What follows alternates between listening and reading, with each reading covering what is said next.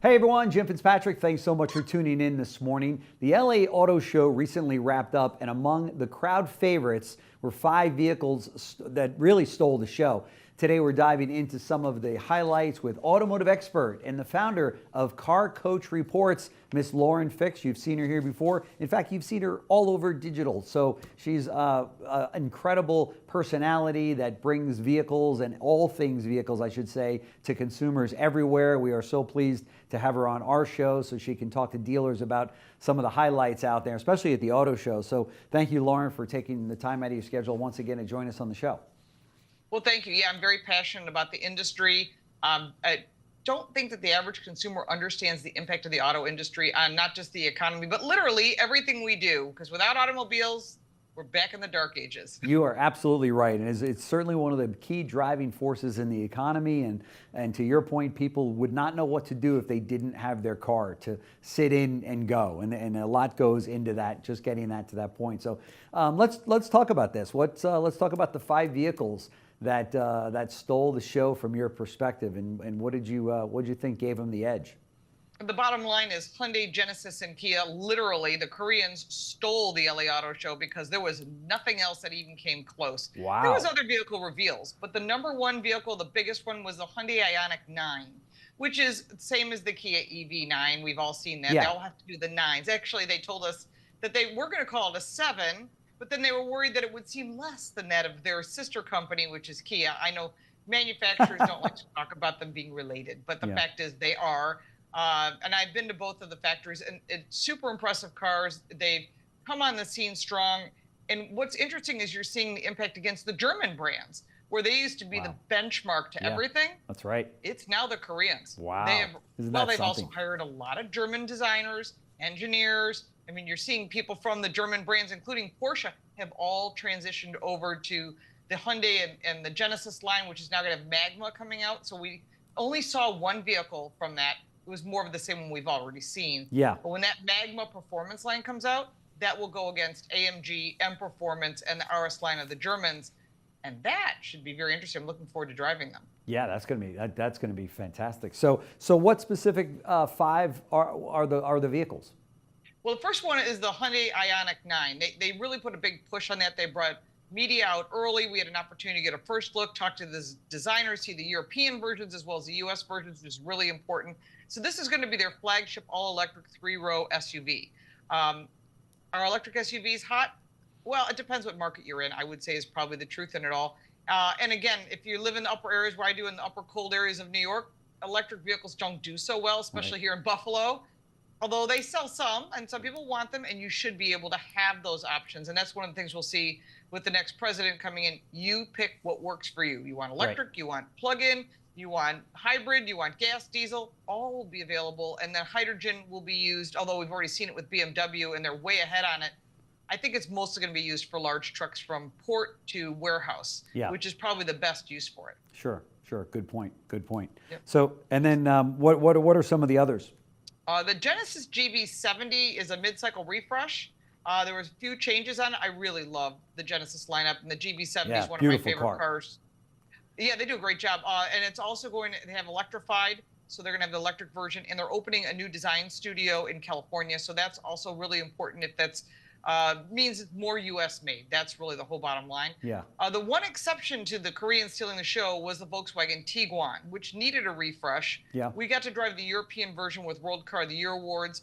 I actually liked it. You jump in that car, your customers will be very happy. The first thing you're going to see is a large 14-inch screen, very easy to use, a head-up display. The interior has been upgraded, which was needed. And so much I think they did on the refresh for the Tiguan. I think that's going to really help and make the Volkswagen dealers happy, because it's only coming gas here to the U.S. right now. Oh, wow. Where the hybrid is available in Europe. So this is interesting. That 2-liter turbo engine just seems to be across the lineup of what everybody loves to use. And I thought that was interesting. Also from Kia, they showed the EV9 GT. I don't know if you need a performance 3-row SUV, but they're doing it. Right. They don't have a performance premium line like Genesis, so Kia's making the GT. I'm sure they'll sell some. I mean, they've got the EV6 GT. We also got to drive an early version, which we don't have a confirmation of it coming to the US, but I have a gut feeling it will. And I actually liked it better than anything in the lineup, was the Kia EV3. So it's slightly smaller. It's a 5-passenger, 2-row SUV, Okay. compact. I got to drive it around. So we drove European versions for World Car, and I was really impressed with it's everything that you would see on the calligraphy top of the line, Yeah. but in a smaller car. So it's sort of the baby to the mommy of the cars. Sure. And on the other side, Jeep brought out hybrid gas. Jeep is in a lot of trouble. I'm sure the dealers are aware of that. There's no question about it. Layoffs. And then, of course, they make a statement that they've got 2 years to turn the brand around, and they've already pretty much beat up the Chrysler and Dodge brand lines. I know. No more Quadrifoglio for Alfa Romeo, no more Abarth for Fiat. And to me, taking away Demon, Hellcat, all the performance, that's what made the Stellantis brand special. I know. If you want to go drag racing, crazy. Stellantis all day long. But now they've removed that, and I'm really concerned about what's going to happen with the current CEO. My gut tells me that the board's probably going to replace that person, but whoever does replace them has to be able to bring back what Lee Iacocca did. Yeah. The minivan, having a K car, something that brings customers back to the dealers. They need some silver bullet, and they need it fast because they're losing the confidence of not just the consumers, but really the dealers as well. I've interviewed a number of them here at CBT News, and they are upset. It's not. Oh, I bet. Yeah, it's not looking. There's 3 brands I'm really, really concerned about. Number 1 brand I'm really concerned about is Jaguar, that ridiculous the rebrand presentation. Yeah.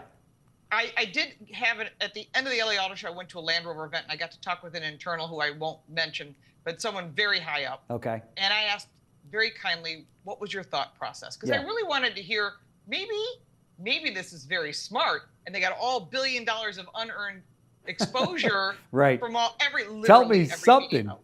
Right. What's the car? So what we've seen, the door handle and the quarter. So December 2nd, they're releasing the car at Art Basel, or at Basel, if you want to say it that way, in Miami. I'm waiting for my opinion till then. Okay. But they said we need to make changes but they don't care about their current customer base. I know. Which blows me away, because as a car collector myself and many friends that own Jaguars, and I race a Jaguar that's Ford powered back in the day from 2000, I'm blown away that you would take 100+ years of heritage of racing, of real performance cars. Yep. And I drove the last F-Type, and I was like, wow, that's a fun car. What are you doing? You need to have people that are buying cars, and they're all going to be over $100,000. So I'm sure the dealers have some insight. Yeah. But I'm very concerned about the brand. When Land Rover's doing so well, they're most likely to use that same skateboard platform and put different top hats on it, an SUV or a sedan. Right. But I'm worried because Land Rover's doing so well with their Defender line and with the Range Rover Sport. Yeah. And they've turned it around. But that's one brand. I'm worried about Stellantis, and I'm also worried about Nissan. Yeah. They're down 17% production for this quarter. That's huge. That's a huge loss. That is. They said their profits are 99%. I feel bad for the dealers. Their franchises, they're kind of stuck. They are. They said their profits are 99% down. That's everything. That means you're taking a loss on everything. Yeah, that's crazy. That's crazy. And dealers are feeling it. I've got a number of friends of mine that are Nissan dealers, and they are very, very concerned. Some are standalone Nissan stores. They don't have any other stores to support them. So that's tough. Wow. That's concerning. It is. So the thing is, you don't sell your dealership at this time, just like you don't sell at the bottom of the market, or you don't sell a collector car when the market's soft. That's right. You have to wait it out and hope that, I think Nissan has a chance of pulling it out. They've got the investment. The new Kicks is a good car. I really liked it. I think it has potential. And I think they just need to do some revamping. And I'm sorry to say that Carlos Ghosn whole debacle hurt Nissan brand in total worse than it hurt Carlos, I think, in the end. Although it did hurt him. It cost him a lot. But the bottom line is, what happened with that debacle is they lost Jose Munoz. Yeah, I know. That was a huge loss. Yep. And not only did they lose him, but it went to their biggest competitor, or one of them. So now you've got a kind of a double-edged deal there. Yeah. And so now he's the president of the whole brand globally. Yeah. And Jay Chang got moved up to CEO, first non-family member who's going to be running the Hyundai group. Yeah. How about that? I actually know him pretty well. He's a nice guy and really smart. And Jose is not a car guy. He's a very smart marketer. We've only seen a few of those over the career of the auto industry, like Ali Iacocca. Sure. And we've seen a few that have really, Mullally for Ford. That's right. When those people do pop up, you don't let them go. You give them whatever they need and let them help build a brand. And I think that's what Nissan needs. That's what Stellantis needs. And apparently that's what Jaguar needs. Yeah, I know. And no question about it. In terms of some of the other legacy U.S. manufacturers, Cadillac and some of those, anything coming out of those camps at all that impressed you? Ford's doing some other trim levels, a Tremor, Explorer. I do like the GTD coming out as a very expensive car. And you're not going to see those actually going through dealerships till probably third quarter of next year. I mean, they have to be built by Multimatic. Prices are crazy. They're like $400,000 unless you want it totally stripped out, which is a lot of money and a very limited marketplace, but there's profit to be made for the dealers.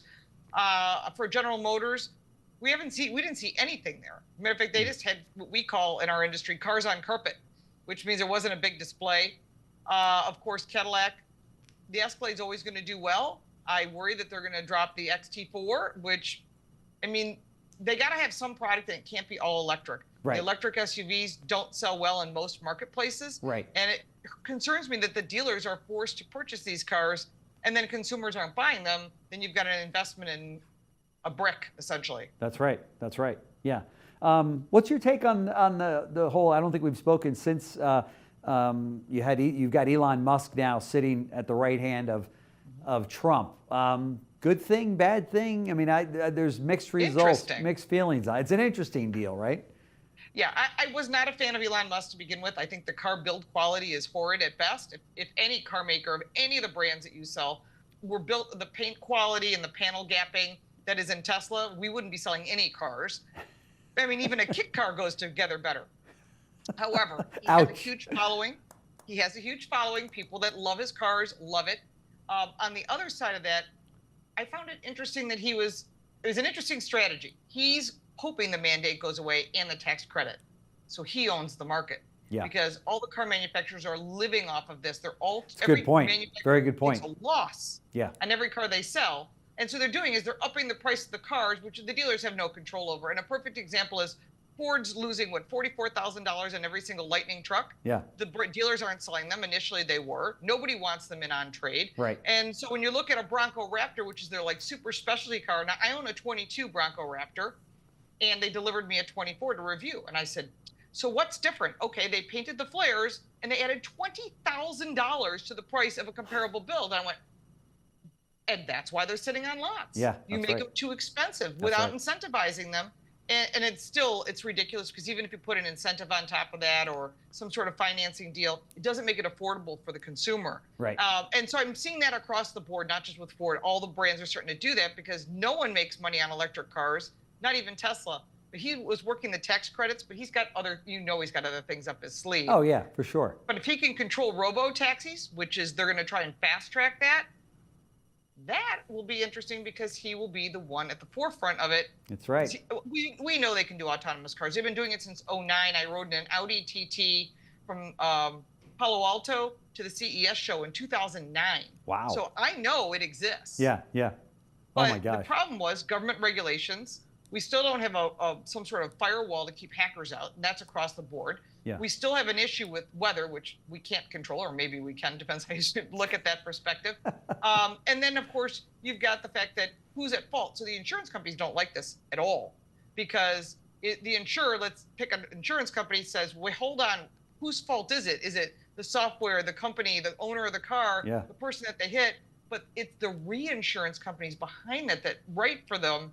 They don't like it either because they know there's going to be a lot of losses. Oh, yeah, for sure. We've seen by, the Uber taxis, if there's a death, it's going to put a big wet blanket on the whole industry. Yeah, there's no question about it. It will be interesting to see what happens there with Elon Musk. And, it's no wonder the day after Trump was elected, his stock went up, that he earned another $15 billion in the value of that stock. So $15 billion, his value outweighs all the car industry. Yeah. Unbelievable. But he's a smart guy. He's got SpaceX. They've got Starlink. Government contracts, the whole deal. Largest DoD contractor. Yeah. So he's there for his own good. He's a very smart man.